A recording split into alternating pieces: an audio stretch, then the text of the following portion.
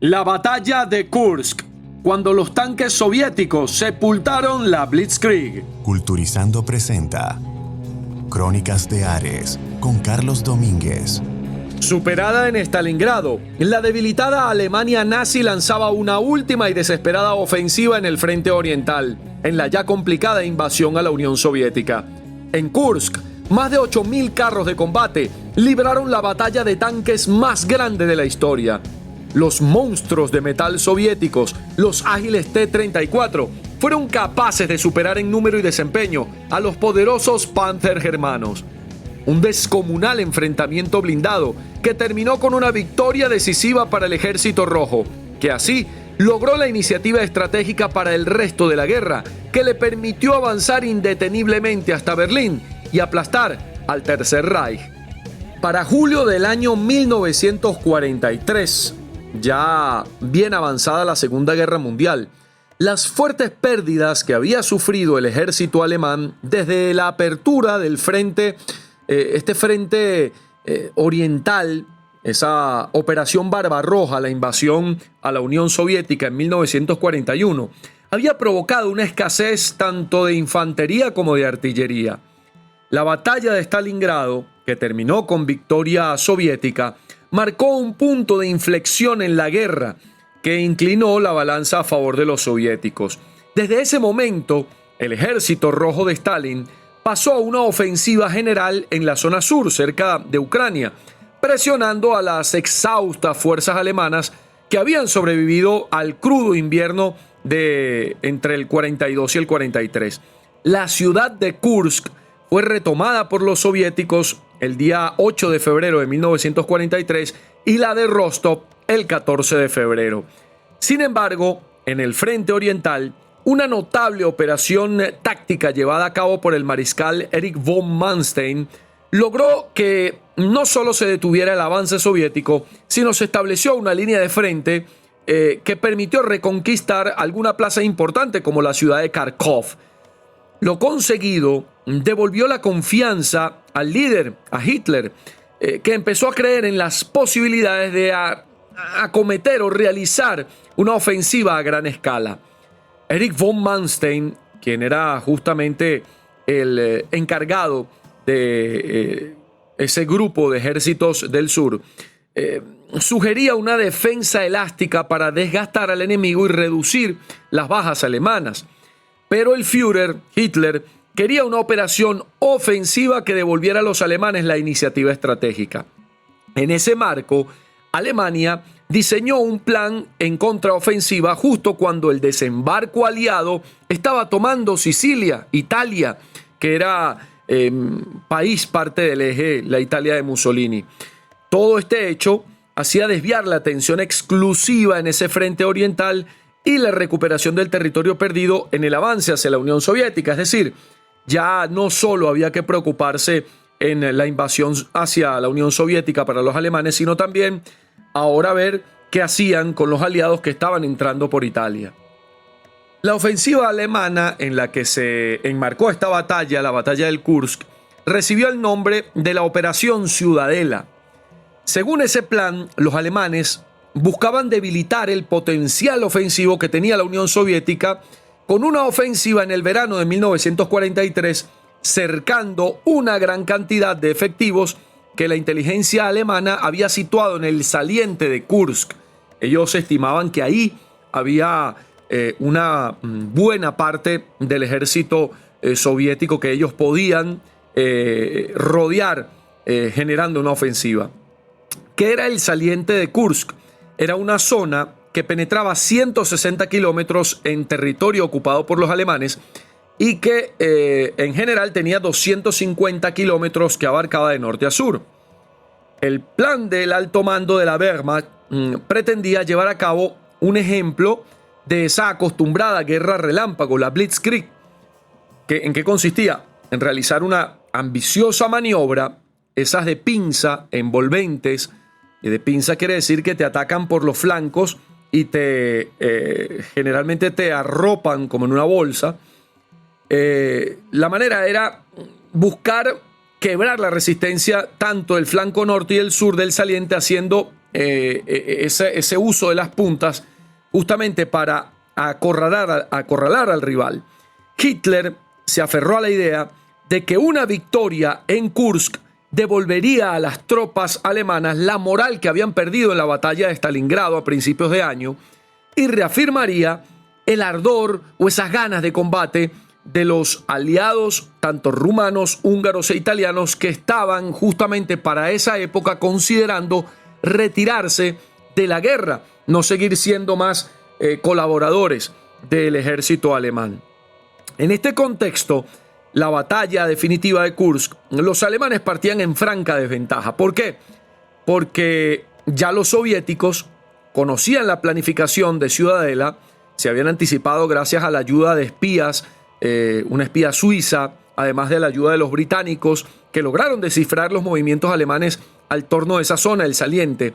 Además, los alemanes partían con franca desventaja porque el Ejército Rojo, por primera vez en toda la guerra, había alcanzado un nivel de organización superior al alemán. Ojo con esto, un nivel de organización superior al alemán. Y además contaba ya con esa ventaja numérica en hombres, y tanto en hombres como en material, de proporción de 2.5 a 1, casi 3 a 1, con respecto a los alemanes. De este modo, los alemanes debían confiar en sus posibilidades de éxito al impacto de lo que generaría su fuerza acorazada, su fuerza blindada, que durante los primeros días, en una blitzkrieg, en esa guerra relámpago, pudieran justamente de un modo sorpresivo atacar y lograr grandes avances los primeros días. Sin embargo, eso no ocurrió. Esto terminó siendo Kursk una batalla de desgaste, prácticamente la única modalidad de combate a los que los alemanes no estaban habituados, las guerras largas, las guerras de desgaste. Ellos eran más de una blitzkrieg, de una ofensiva inmediata. Además, ejecutar este plan Ciudadela dependía del momento en que el nuevo tanque alemán llamado Panzer y los cazatanques modelo Ferdinand estuvieran disponibles. Y eso no fue así. Eso condujo a una serie de fatales retrasos que terminó en que Alemania perdiera la batalla de Kursk y que vamos a seguir revisando a continuación. Ahora hablemos de los preparativos de esta batalla. Del lado alemán, Hitler retrasó el inicio de esta ofensiva, la Operación Ciudadela, para esperar la llegada en masa de los nuevos carros Panzer, que eran los Panzer V, una versión mucho más pesada pero mejor armada que el anterior modelo, que era el Panzer IV. Tenía además orugas más anchas y tenía un blindaje inclinado más aerodinámico, muy similar a los T-34 soviéticos, que le habían dado justamente buen resultado al Ejército Rojo. La demora alemana, ese tiempo en que se retrasó la Operación Ciudadela para esperar a estos tanques, permitió que la Unión Soviética se preparara para esta ofensiva, precisamente porque habían descifrado el plan, esta Operación Ciudadela, que tenían los alemanes gracias a la intervención de los británicos y también de espías suizos. Le dio a los rusos el tiempo para preparar la defensa. Cavaron formidables defensas para ahí meter a sus unidades blindadas. ¿Qué es esto? Los carros de combate, los tanques, son en principio unidades de carácter ofensivo, pero se convierten estos monstruos de metal en una herramienta defensiva cuando lo entierras en grandes huecos preparados en el piso y solamente le dejas la torreta abierta afuera. Obviamente se convierte en un elemento defensivo infranqueable, defensor justamente ante los carros de combate rivales. Además, los rusos construyeron líneas de trincheras alambradas, colocaron erizos, minas que esperaban a los carros de combate alemanes. Aunque los blindados alemanes eran inferiores en números, la renovada potencia de fuego del parque móvil alemán, fue un duro rival para los defensores soviéticos. Los carros Tiger I, que era una evolución del Panzer V, los llamaban los Panzer VI también a los Tiger I, y además los monstruosos Panzerjäger, los llamaban los cazacarros Elephant, que era un imponente blindado que no era un tanque, pero sí era tenía un equipo de ataque. Es decir, no tenía torreta, esa torreta de los tanques que se mueven, sino que incorporaba un potente cañón de 88 milímetros que hizo famosos a los Flak 88, que eran cañones antiaéreos que eran usados también como armas de combate o contra carros. Por su parte, las fuerzas del Ejército Rojo estaban acantonadas en el interior del saliente de Kursk y superaban el 1,5 millones de efectivos. Los blindados soviéticos, que fueron muy superiores a las máquinas del eje desde el principio, no faltaron a la cita, pero se llevaron alguna sorpresa. El Ejército Rojo reunió casi 5.000 carros de combate, incluyendo 205 tanques pesados KB-1, 259 cañones de asalto autopropulsados, de los cuales 25 eran Su-152, 156 y Su-122 y 67 Su-76. El resto eran blindados ligeros convocados en masa para absorber la potencia del fuego nazi. A pesar de la aplastante superioridad numérica de los rusos, este carro medio, el carro de combate, el T-34, era incapaz de penetrar el blindaje frontal de los nuevos Panzer alemanes y de los Tiger I a larga distancia. Solamente los potentes cañones de asalto, los que les comentaban, los Su-122 y los Su-152, podían destruir a los Tigers alemanes si se acercaban lo suficiente, es decir, tenían que acercarse para poder destruirlos.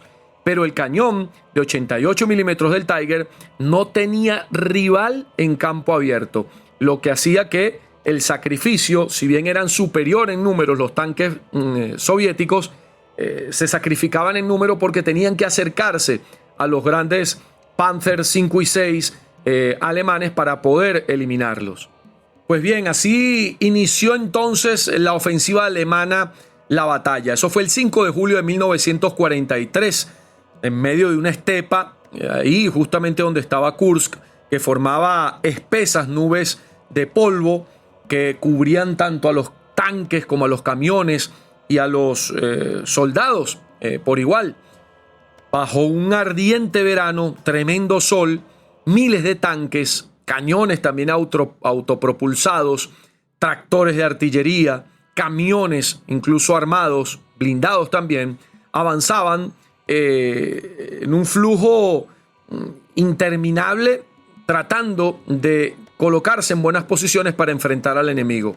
Cuando los alemanes concentraron sus tropas para el primer ataque, fueron recibidos por el enemigo con una artillería realmente avasallante, ¿no? Un fuego graneado de artillería soviética, cosa que los alemanes no tenían previsto.